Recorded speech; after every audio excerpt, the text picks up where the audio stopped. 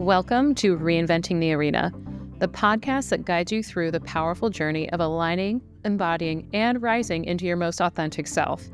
We dive deep into the transformative power of doing the inner work because the most important relationship you have is the one with yourself.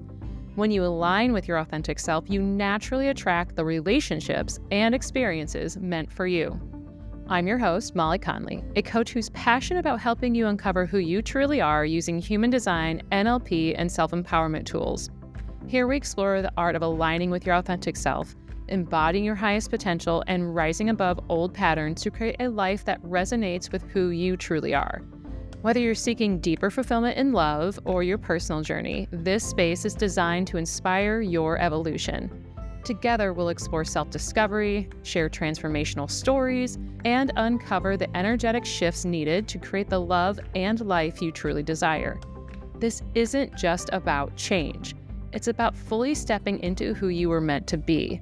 So lady, align, embody, and rise. Welcome to your journey of self-transformation. Welcome to Reinventing the Arena. Why, hello there, lady. Welcome back to the podcast. This has been a very interesting summer. I am recording right now, and it's like, heat index of like 115. You may hear the fact that I have a fan or an AC running in the background, so I hope that does not disturb you during this whole recording today. But this podcast episode is in line with the previous few. So if you haven't had the chance, please go back and listen to those, specifically talking about the 4 areas of transformation and forward, because they all work together. So today I'm going to go beyond what are typically called buzzwords and into the felt experience of, energetic shifts. We hear a lot. If you, especially like maybe you're in the spiritual space, if you're getting into the spiritual space, or you're into personal development, of course, both of those reasons would be why you're listening to this podcast episode. But you hear people say, what is your frequency? What is your aura? And raising your vibration. Of course, those can mean a variety of things, but what does raising your frequency or raising your vibration, what does that really mean? What does it actually feel like when you shift out of force and into flow, out of anxiety and into alignment? So today we're going to explore how you can recognize these shifts in your own body, how the average resonating energy level gives you a measurable way to understand your internal state, and how quantum science is backing what most of us have already felt internally for years, that when you shift your energy, your life responds. So let's start with what frequency means in maybe a practical or grounded way. Your frequency is your energetic state, or can be called your baseline vibration.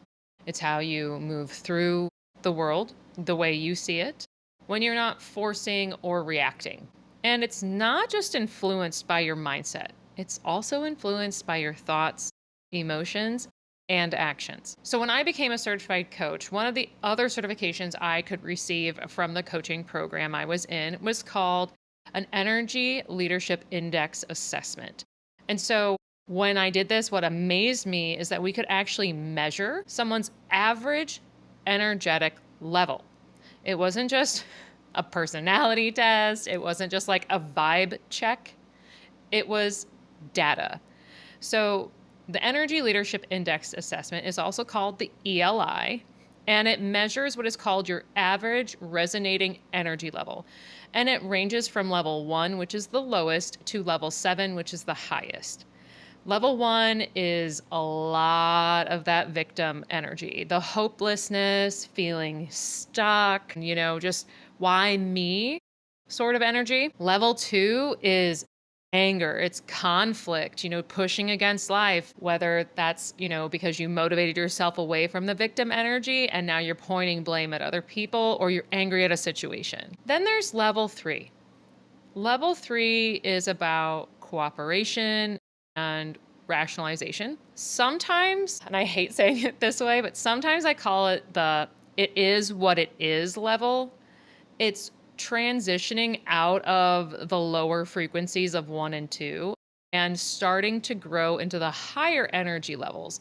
It is not necessarily a high energy level. I would almost say it is a neutral energy level, but it still has a lot of that negative sort of frequency in the background. So then levels 4 through 5 really start to expand into areas like self-compassion, compassion for others, opportunity, being in flow. So if you've been an athlete before, or if you maybe have experienced the flow state in any other sort of way, that's definitely one of the levels. And then also a deep sense of connection to something bigger, and actually leaving the black and white thinking that there is no right, there is no wrong, there is no good, there is no bad. Another way to think about these energy levels is by kind of dividing them into groups. There is the catabolic energy and anabolic energy. When we talk about these different energy levels, they are grouped into those two categories. And so the catabolic energy is draining, it is resistant, and it is often fear-based. And this is why it is composed of level 1 and level 2, because it shows a victimhood, which is level 1, or conflict, which is level 2. But, while it's a natural part of being human, it keeps us in survival mode when it becomes our baseline. Next is the anabolic energy. This is constructive, this is expanding, it's growth oriented. It kind of, like I said, starts at level 3, but it really starts to amplify at level 4 and increases all the way up to level 7, where we experience flow, joy, and deep connection to something greater. So here's the thing. We access all of these levels. We access both catabolic and anabolic energy, sometimes on a daily basis. And the goal is not to avoid levels 1 and 2.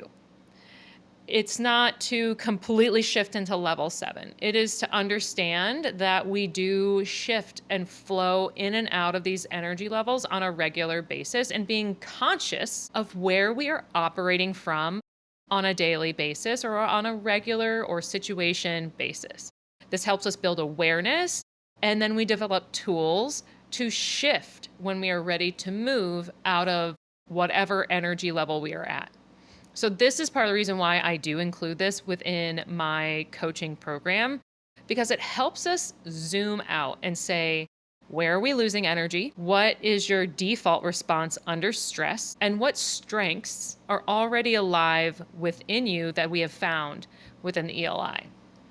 And of course, then from there, we take this energetic picture and we pair it up with your human design chart, with like how you are meant to process energy, how you're meant to make aligned decisions, how you're meant to navigate the world. And then we even go deeper. We layer in the NLP, so Neuro-Linguistic Programming, because I have a certification in that as well, to start working through the subconscious mind. So you're not just only aware of what's holding you back, but now we start to work with tools and different techniques to start shifting those thoughts, those mindsets, so that we aren't just trying to throw ourselves into the next energy level. We actually have ways to rewrite your brain to move you through the energetic process. Of course, this is not trying to get you to do a quick fix. This isn't trying to be positive all the time. It's about developing an energetic resilience and expanding your natural frequency over time with the right support. So I'm going to be honest here. When I first heard this, and like in my coaching training, I was like, I am probably a level 4. I'm probably a level 5. So just to give you a little bit of what that is, level 4 is like you win, expressing gratitude. I don't take anything personally. I'm of service. Level 5 is understanding other people and like, oh, we both can win. It's like a win-win situation. I am confident, I have acceptance. But when I took it, I was probably, what was it? I think I was like a 2.7 or a 2.8. Majority of people, when they take the ELI, fall in the high 2s. No one has really surpassed a 4, because you have to also take questions that ask you how you operate under stress and operate in difficult situations. And sometimes these are things that trigger emotions or bring out emotions within us that aren't the ones we want to choose right away. We want to have a better choice. We want to be able to respond. So I started looking at my energy level and I'm like, wow, as an athlete, at the time I still was competing in a way, but I could see how I was resonating at a level 2. Because a level 2 core thought is conflict, meaning I win, you lose. Its core emotion is anger. And sometimes anger at self, anger at others was a really good way to motivate myself to do better. And the core action or the core result would being defiant. So operating under stress, operating under struggle, focusing on myself, allowing myself to use the disappointment to fuel the anger to move through and force myself to try to win. Now, I speak to other athletes and they're like, yeah, this is how sometimes I motivate myself. And this is what I used to do for this. And this is what I would do for that. Or people that I know that are trying to lose weight, people that I'm not really coaching, but say, yeah, sometimes I look at my body and I get really angry at it. I used to look so good and I can't believe I didn't love my body for what it was back then. And so I get angry and it motivates me to go to the gym. That is operating at a level 2. And so how can we approach life from a different level? How can we just say, it's like maybe if you are in a weight loss journey or something, thinking, how can I just look at my body in the mirror and be like, it is what it is today, but it might be something different tomorrow? Or coming at it as, I still love my body and I want to move it so I can appreciate it. By utilizing the different levels, we can start to see how we can move up a level or maybe another level after that and keep trying to move ourselves, because it's not like we're going to go from a level 2 to a level 7 in 2 coaching sessions, let alone some people, you may never get there. This is why really starting with having data at your fingertips and saying, this is the type of energy level I'm operating at, and now I know that I need a plan on moving forward, is a great way to get started. And that comes with that self-awareness. So for you, think back to a time when your emotions or your thoughts were not necessarily where you wanted them to be. They weren't necessarily in the mindset that you have on a daily basis. How did you feel? What did you feel like? How did your decisions change after maybe you shifted your own thoughts or your own frequency? So what does it feel like now if you think about it to shift your energy? So energetic shifts don't always feel dramatic. Sometimes they're subtle because, like I said, you don't necessarily wake up with a bright neon sign flashing at you saying, you're at a 6 today. But your body does know. Yet there are some subtle signs that have shifted me into a higher frequency. And some of those include being able to breathe deeper and expand your chest, feeling how your shoulders may have been up really close to your neck and feeling them loosen and just drop. That can feel like more of a grounding energy instead of heightened on alert or in conflict. Your thoughts can slow down. They become clearer. Your speech, the way you talk, maybe you get excited and so you speak really fast like I do sometimes. Or you start to calm yourself and nurture yourself and you can feel your voice slow down. You notice that your mind isn't looping the same problem, the same vision, or even the hypotheticals over and over and over again. You're starting to be more present. In fact, you're starting to notice that when there is a conflict or something that's going wrong, a problem at hand, you respond instead of react. You realize that there is a challenge, but you turn it into an opportunity. So this is where one of my other favorite books that if you haven't had the chance to get your hands on yet, called Becoming Supernatural by Dr. Joe Dispenza. I highly recommend it. It's a little thick. If you're not interested in science, it's probably going to be something you not enjoy as much as I have. But in that book, he talks about when we enter a heart and brain coherence. So this is a regulated, elevated state where we not only shift emotionally, but electromagnetically.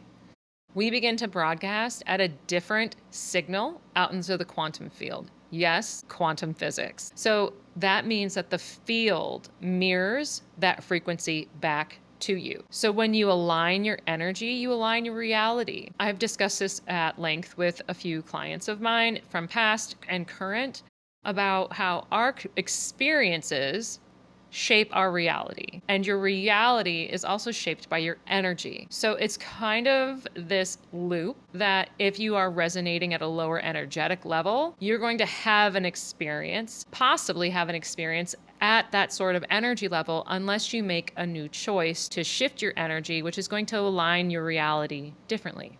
So now I want to ground you in something tangible that you can take away, because shifting your frequency isn't about toxic positivity or avoiding challenges. It's about the awareness. I think I've mentioned this a few times already in the podcast, because when you become aware of the energy behind your reactions and your choices, you will start to see the patterns and move through life differently.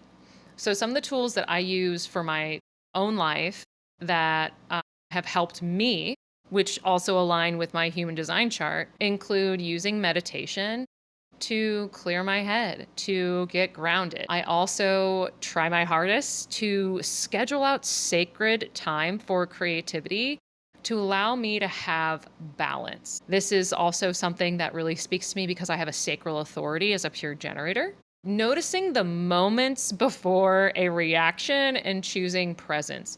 This one I always have to work on, because there's always going to be a reaction. It's not like you're ever going to be perfect in these situations, but learning how to come back to presence, whether that's like during a phone call or even right now on the podcast. Has your mind drifted? Come back to me now and choose presence. There's also letting go of urgency as the default response, which also means your default energy. This includes saying, fuck you to notifications. So one story that I would love to share with you is that back in the day, I used to work for Yahoo. And one morning I woke up and I had 3,000 emails. It said 3,000. Can you imagine seeing 1,000 emails on your phone when you wake up? I freaked out. I have an empty email reader every day. Like, there will be no numbers. And there was an emergency at work, and then that emergency had been solved. But ironically, everyone in the international company of Yahoo was copied on this email, which then had some people thinking it was fun and saying, oh my gosh, happy birthday, Tim. Everyone should know it's Tim's birthday, to people being like, remove me from this email chain, which just don't respond. Just don't respond. So by the time the team who could handle this was awake, this had already went over the coast in Japan, all through Europe, and into the early Eastern coast before the West Coast could actually tackle this problem. That was then when I decided this sense of urgency, because when you see that many emails when you wake up in the morning, what do you think happens?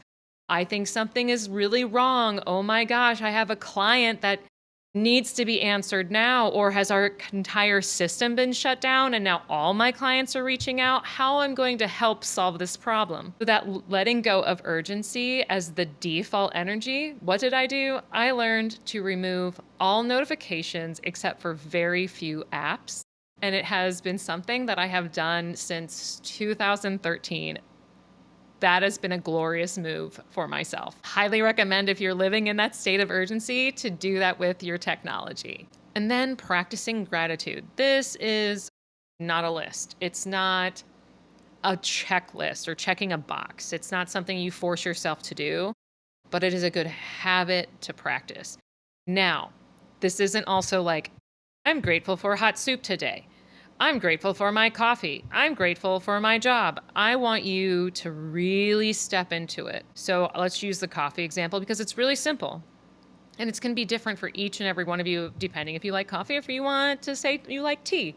But I really am grateful for my hot cup of coffee in the morning, because it allows me to really step into presence, taste the coffee in the way that I enjoy it the most. It allows me to slow down and appreciate the little moments in my life. When I can sit there and really engulf and be present with the gratitude, there will be emotions that I have that come up for me and physical sensations as well. And learning what those are for you is going to be different, but it can also help you step into gratitude when you are in maybe some tough situations of being like, oh, I'm really angry right now. Okay, let's learn to practice gratitude. Let me call upon one thing I was really grateful for and feel that emotion right now. That can help you shift just slightly to bring you back to presence, to bring you back to, I have a choice on how I want to respond. Certain things like that. And of course, learning to recognize what frequency you are in with tools like the ELI. Because you don't need to hustle into a higher frequency. You can breathe into it, like that example with gratitude. Aligning your energy isn't about doing more. It's about becoming more of who you already are. And by using that and coming back to yourself, really can connect you and amplify who you are in a new way. If you have been feeling like something in your energy has shifted or it needs to, it might be time to get curious about what's all underneath that. And the ELI assessment, like I said, is part of my coaching program because it gives us a mirror to your inner world. It lets us track how far you've come in your self-leadership, and it helps us shift patterns that are not serving you anymore. You don't have to figure it out all to begin. You just have to tune in. So now I do this, like I said, in the beginning of my coaching program and at the end, because I want to help you measure and see the success for yourself. If a coaching program isn't a fit for you right now, I have other ways for you and I to stay connected and help you grow.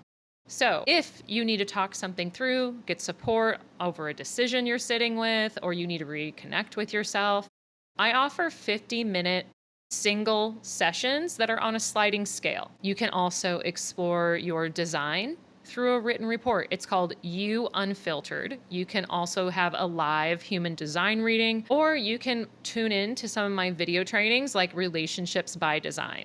These are powerful ways to utilize your human design and see yourself more clearly. You can also join my email list. I send out reflections, updates, client transformations, and supportive insights on a regular basis. So even between these bi-weekly podcast episodes, you still hear from me. You can subscribe through my newsletter link, or you can create your human design chart for a more personalized welcome into my world. Then there's obviously things like this, the podcast. You can browse over 130 podcast episodes, read multiple blog posts, or review some of my resources at any time. Then you can even save them for yourselves, pin them to Pinterest, whatever speaks to you. That content is always available whenever you are ready. Now, if you loved these episodes, if something landed deeply, or if you just want to share where you are in your own journey, I would love to hear from you. Really, honestly, you can. Just reach out to me on Instagram for the time being, or hit reply if you're on my email list. You can also leave a rating and review of the podcast episode because I do read those on a regular basis. All these ways to stay connected and grow are located in the links within my show notes here. Thanks for listening, as always, lady, and I will see you in the next episode. Thank you, lady, for joining me on this journey of aligning, embodying, and rising into your most authentic self. Remember, the most important relationship you have is the one you have with yourself. And when you do the inner work, you naturally attract the love and life meant for you. If today's episode resonated with you, I'd love for you to rate and review the show. Your feedback not only helps more women discover the power of self-transformation, but also helps us grow this community. If you're ready to go deeper and align with a relationship and life you truly desire, I invite you to explore my coaching services. Together, we'll use human design, NLP techniques, and self-empowerment tools to help you break through old patterns and create a life that resonates with who you truly are. Visit reinventingthearena.com to learn more and take the next steps in your journey of self-discovery and alignment. Until next time, lady, keep aligning, keep embodying, and keep rising. Thanks for listening to Reinventing the Arena.